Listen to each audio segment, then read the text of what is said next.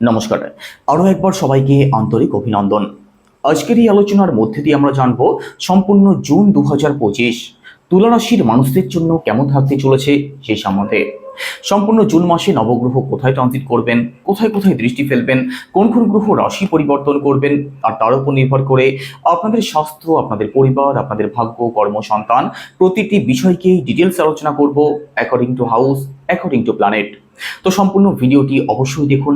আলোচনা যদি ভালো লাগে লাইক, কমেন্ট এবং শেয়ার করতে পারেন।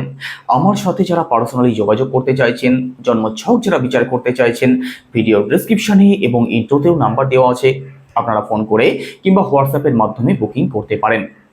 তো চলুন প্রথমেই দেখে নেওয়া যাক জুন মাসের একদম শুরুতেই আপনাদের রাশি থেকে নবগ্রহ কোথায় ট্রানজিট করছেন। আপনাদের পঞ্চম ভাবে অবস্থান করছেন রাহু, ষষ্ঠ ভাবে অবস্থান করছেন কর্মফলদাতা শনিদেব, আপনাদের সপ্তম ভাবে অবস্থান করছেন শুক্র গ্রহ, অষ্টমে একত্রে অবস্থান করছেন রবি এবং বুধ, আপনাদের নবম ভাবে অবস্থান করছেন দেবগুরু বৃহস্পতি, দশম ভাবে মঙ্গল গ্রহ, আর একাদশ ভাবে বিরাজমান কেতু গ্রহ। তো চলুন আলোচনা শুরু করা যাক। প্রথমেই স্বাস্থ্য দিয়ে শুরু করব।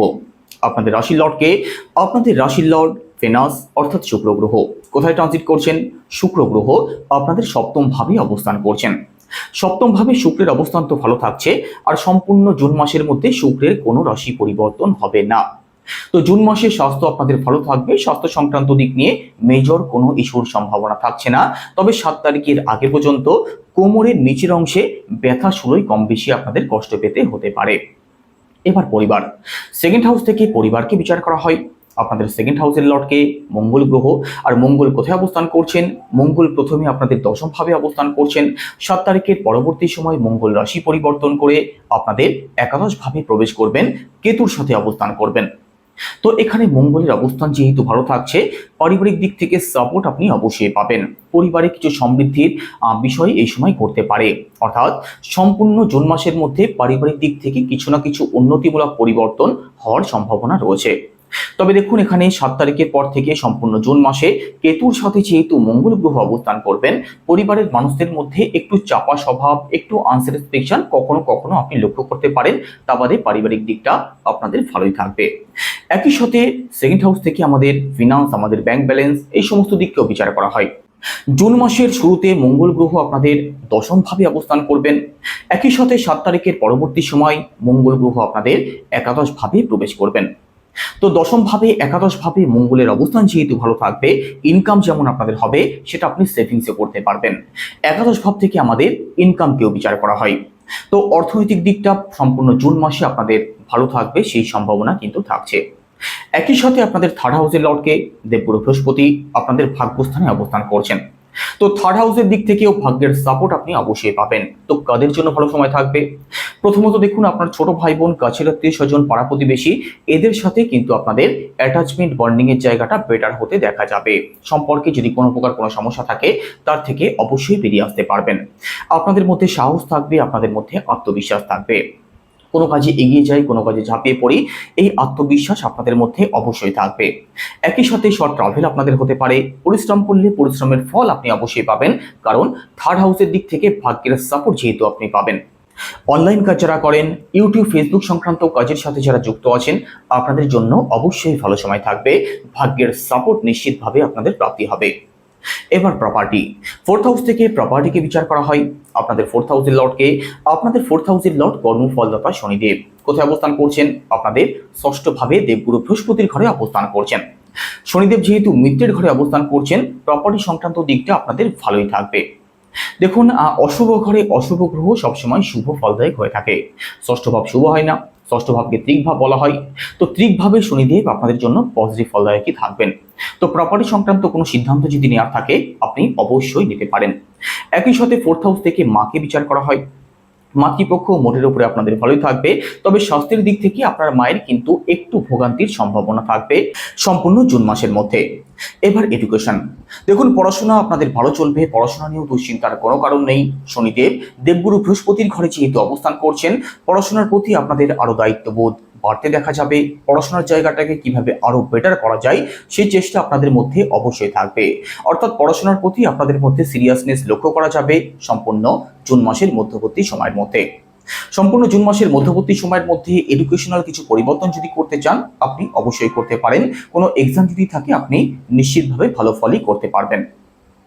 এবার রিলেশন, পঞ্চম ভাব থেকে রিলেশনকে বিচার করা হয়।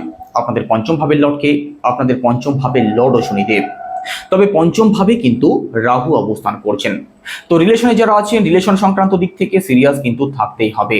পঞ্চম ভাবে যেহেতু রাহু অবস্থান করছেন, আপনার যিনি ভালোবাসার মানুষটি আছেন তার মধ্যে কিন্তু যে কোনো বিষয় নিয়ে আনস্যাটিসফ্যাকশন থাকবে, তার মধ্যে যে কোনো বিষয় নিয়ে সন্দেহবাতিকতা থাকতে পারে। তো রিলেশনে যারা আছেন বিশেষ সিরিয়াস থাকবেন, না হলে কিন্তু প্রবলেম তৈরি হয়ে যাবে। ছোটখাটো বিষয়গুলিকে অ্যাভয়েড করার চেষ্টা করবেন। আপনার যিনি পার্টনার আছেন তার মধ্যে এক্সপেকটেশন ডিজায়ারের জায়গাটাও বাড়তে দেখা যাবে সম্পূর্ণ জুন মাসে। রাহু সবেমাত্র রাশি পরিবর্তন করেছেন, তো পরবর্তী 1.5 বছর রিলেশন সংক্রান্ত যে কোনো দিক থেকে একটু প্রবলেমের মধ্যে, একটু প্রেশারের মধ্যে আপনাদেরকে থাকতে হতে পারে। একই সাথে পঞ্চম ভাব থেকে আমাদের সন্তানকেও বিচার করা হয়। তো সন্তানকে নিয়েও কিন্তু অকারণ টেনশন, অকারণ হেডেক আপনাদের মধ্যে দেখা যাবে। আপনার সন্তানের মধ্যে কখনো কখনো একটু উগ্রতা, কখনো একটু আনস্যাটিসফ্যাকশন আপনি লক্ষ্য করতে পারেন। তবে সন্তান পক্ষ মোটের উপরে আপনাদের ভালো থাকবে। সন্তানের দিক থেকে খরচ আপনাদের একটু বাড়তে পারে।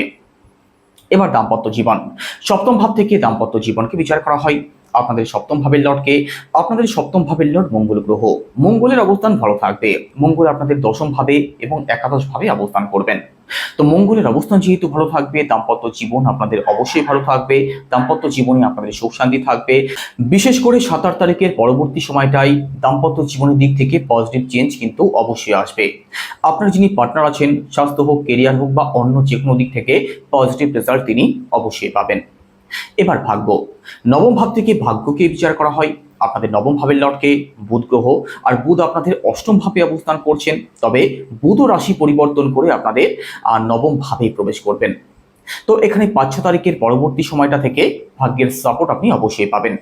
আর ভাগ্যের সাপোর্ট যেহেতু পাবেন, যেদিকেই যাবেন, যে কাজই করবেন সেদিক থেকে কিন্তু উন্নতির একটা মহা সম্ভাবনা থাকবে। বুধ নবম ভাবের লর্ড হয়ে নবম ভাবেই প্রবেশ করবেন। তো আপনি বড় কোনো ইনভেস্টমেন্ট করতে পারেন, কোনো কাজের শুভারম্ভ করতে পারেন, বাড়িতে কোনো শুভ কার্য, কোনো মাঙ্গলিক কার্য যদি করতে চান সেটাও করতে পারেন। আপনাদের পিতৃপক্ষ ভালো থাকবে, আপনাদের উচ্চশিক্ষার জায়গাটা ভালো থাকবে।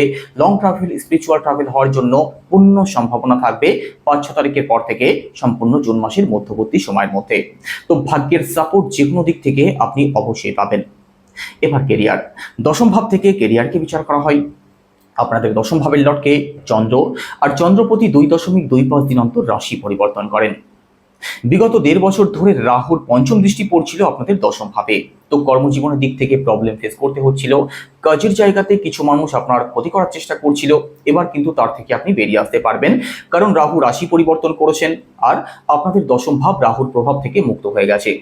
তো এবার কাজের দিক থেকে কিন্তু পজিটিভ রেজাল্ট অবশ্যই দেখবেন। কাজ আপনাদের ভালো চলবে। চাকরির চেষ্টা যারা করছেন আপনাদের জন্যও ভালো সময় থাকবে। বিশেষ করে 5-6 তারিখের পরে যদি কোনো এক্সাম থাকে, কোনো ইন্টারভিউ থাকে, সেক্ষেত্রে সফলতা প্রাপ্তির পূর্ণ সম্ভাবনা রয়েছে, কারণ এই সময় কিন্তু আপনি ভাগ্যের সাপোর্টও পাবেন। তো চেষ্টা করুন, সফলতা আপনি অবশ্যই পেয়ে যাবেন। ব্যবসার কথা যদি বলা হয়, সপ্তম ভাব থেকে ব্যবসাকে বিচার করা হয়। আপনাদের সপ্তম ভাবের লর্ডকে, আপনাদের সপ্তম ভাবের লর্ড মঙ্গল গ্রহ, আর মঙ্গলের অবস্থান ভালো থাকছে, বুধের অবস্থানও ভালো থাকছে, তবে 5-6 তারিখের পরবর্তী সময়টাতে। তো ব্যবসা আপনাদের ভালো চলবে। ব্যবসায় যারা আছেন, ব্যবসাতে কিছু অ্যাড অন যদি করতে চান আপনি অবশ্যই করতে পারেন। ওভারঅল ব্যবসার জায়গাটা আপনাদের ভালো থাকবে। তবে একটা কথা অবশ্যই মাথায় রাখবেন, আপনাদের একাদশ ভাবের লর্ড রবি আপনাদের অষ্টম ভাবে অবস্থান করছেন 15 জুনের মধ্যবর্তী সময়ের মধ্যে। এই সময়টার মধ্যে আপনার বড় দাদা অথবা আপনার বড় দিদি, এদের সাথে কিন্তু যে কোনো বিষয় নিয়ে মতপার্থক্য হতে পারে, ঝগড়া অশান্তি হতে পারে।